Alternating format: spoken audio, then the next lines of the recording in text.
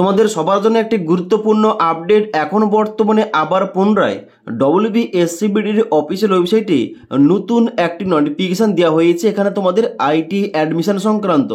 কিন্তু যখন তোমরা এই নোটিফিকেশানটা ওপেন করবে, এখানে কিন্তু তোমাদের ডেট দেওয়া রয়েছে 2/9/2025 তারিখ। এমন ডেট দেওয়ার কি কারণ আছে? ওই ডেটে যদি না আপলোড হয় অফিসিয়াল ওয়েবসাইটে, দেখো এখানে কিন্তু অফিসিয়াল ওয়েবসাইটে আপডেটটা হয়েছে, এই নোটিফিকেশানটা দেওয়া হয়েছে হয় গতকাল রাত্রে, আর না হলে আজ সকালে দেওয়া হয়েছে। কিন্তু এখানে ডেট দেখা আছে 2/9/2025। তো এত দেরি করে পাবলিশ করে স্টুডেন্টসের কি আর লাভ হবে? কারণ এখানে কিন্তু লাস্ট ডেট রয়েছে অ্যাডমিশন হওয়ার জন্য, যারা ফার্স্ট পেজ চান্স পেয়েছে তাদের কিন্তু লাস্ট ডেট রয়েছে 5 তারিখ, অর্থাৎ 5 সেপ্টেম্বর 2025 তারিখ। তো যাই হোক, এখানে তোমাদের নোটিফিকেশানে A to Z কি বলা হয়েছে তোমাদের কিন্তু স্টেপ বাই স্টেপ বলছি। তো এখানে তোমাদের সবার প্রথম কি বলা হচ্ছে?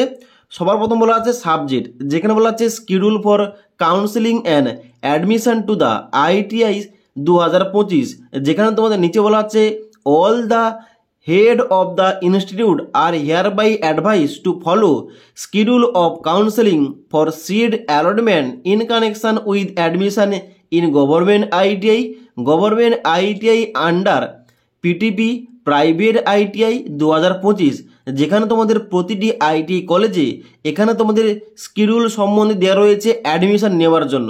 এখানে বলা হচ্ছে কি, 1 নম্বর পয়েন্টে বলা হচ্ছে 2/9/2025 তারিখে তোমাদের কিন্তু এখানে পাবলিকেশন করা হবে। এখানে তোমাদের ফার্স্ট অ্যালটমেন্টটা সেই অনুযায়ী কিন্তু অ্যালটমেন্ট জারি করা হয়েছে।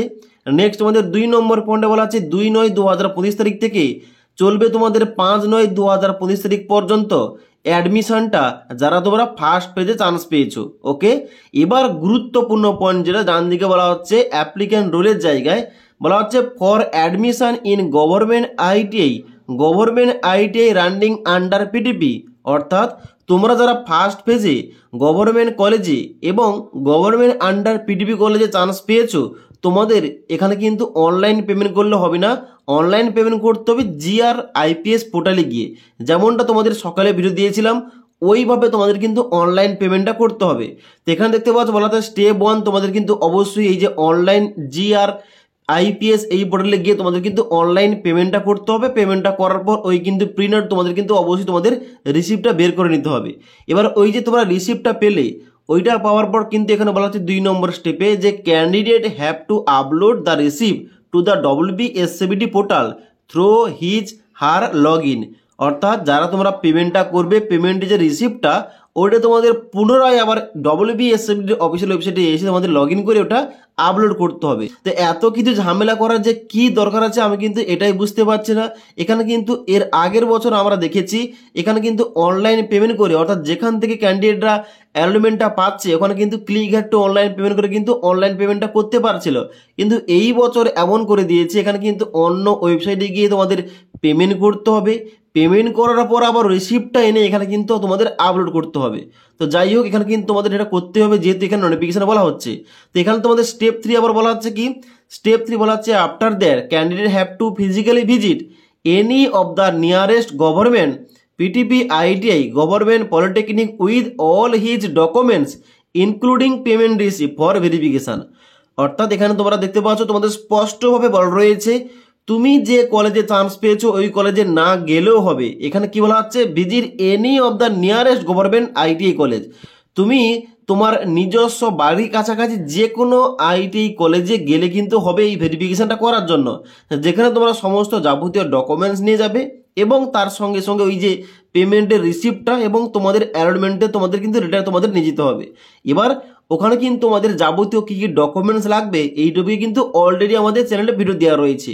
তোমরা ITI সংক্রান্ত কোনো কিছু আপডেট পাওয়ার জন্য তোমরা কিন্তু অবশ্যই আমাদের WBITI অ্যাডমিশন প্লেলিস্ট তোমরা চেক করতে পারো, কারণ কিন্তু তোমাদের সমস্ত কিছু ভিডিওগুলো দিয়ে রেখেছি। ওকে, এবং তারপর তোমাদের বলা হচ্ছে নেক্সট যে after physical verification institute will approve his her admission on the portal and subsequently the candidates will be admitted, অর্থাৎ যখন তোমরা অনলাইন পেমেন্ট করবে, অনলাইন পেমেন্ট করার পর যখন তোমরা ফিজিক্যালি ভেরিফিকেশন করে নেবে তারপর তোমার কিন্তু কলেজটা তোমাদের এখানে অ্যাপ্রুভ করবে এবং ফাইনালি তোমরা কিন্তু অ্যাডমিট হতে পারবে ওই কলেজে।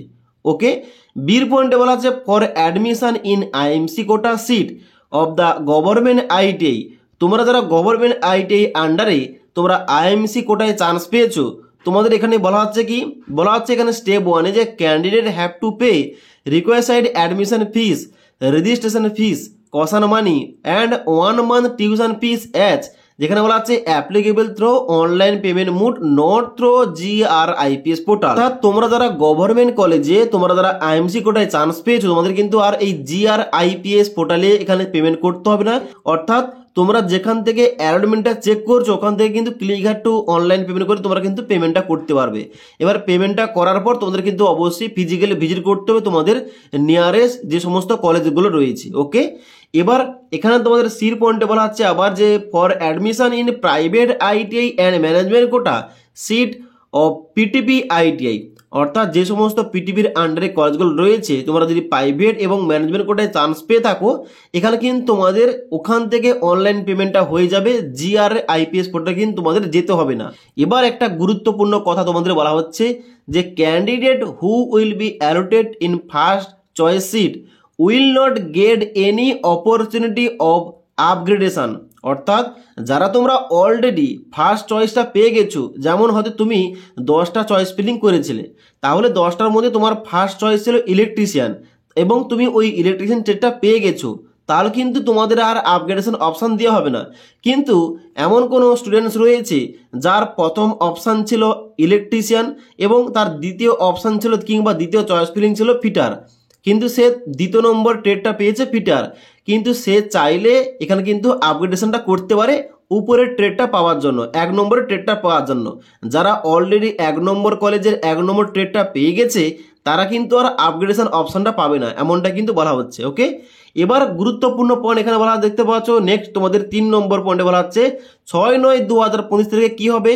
এখানে বলা হচ্ছে publication of second round seat allotment, যারা তোমরা ফার্স্ট ফেজে চান্স পাওনি তোমরা যারা ওয়েট করছো তোমাদের নামটা কখন আসবে, এখানে কিন্তু তোমাদের এই যে অ্যালটমেন্টটা জারি করা হবে আগামী 6 সেপ্টেম্বর 2025 তারিখে, যেখানে তোমরা অবশ্যই লগ ইন করে চেক করতে পারো তোমাদের অ্যালটমেন্টটা তোমাদের নামটা এসছে কিনা কিংবা তোমাদের নামটা কোন কলেজে কোন ট্রেডে তোমরা পেয়েছো। এবার যারা তোমরা ফেজ 2তে চান্স পেয়েছো তোমাদের কিন্তু অবশ্যই অ্যাডমিশনটা হবে 6/9/2025 তারিখ থেকে 9/9/2025 তারিখের মধ্যে। ওকে, এবং এখানে কিন্তু তোমাদের সেম প্রসিডিওর থাকবে যেমনটা তোমাদের ফেজ 1 বলা হয়েছে।